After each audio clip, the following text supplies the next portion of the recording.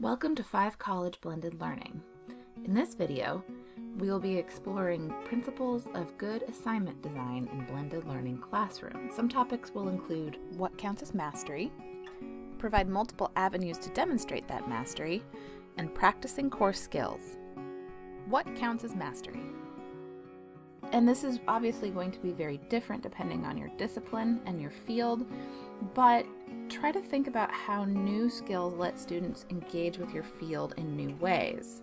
For example, in this particular assignment for English 391S Doing Digital, the first assignment asks students to create a text adventure programmed in Python, and then to reflect on if computer coding is a language. So students are asked to provide immersive descriptions, right, to have multiple paths and choices with different outcomes.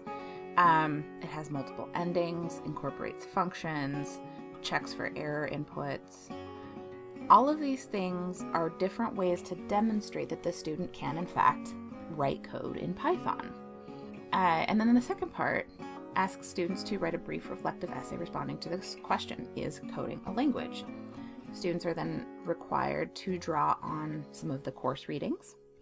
And in combining both written code and a traditional reflective essay, this instructor has asked students to demonstrate in multiple ways that they have understood, retained, and mastered the material of the course.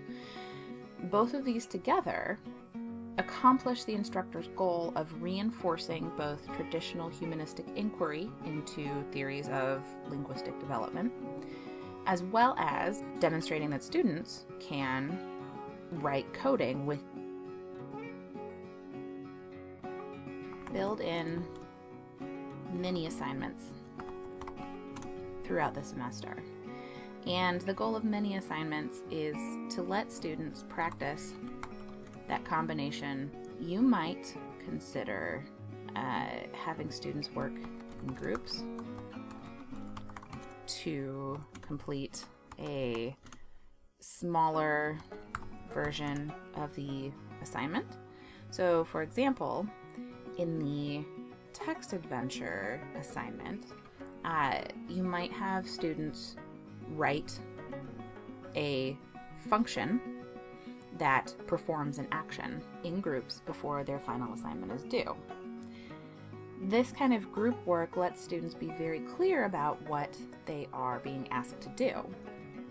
Being transparent about your classroom approach will help prepare students for inevitably when things go wrong or break or their code doesn't work.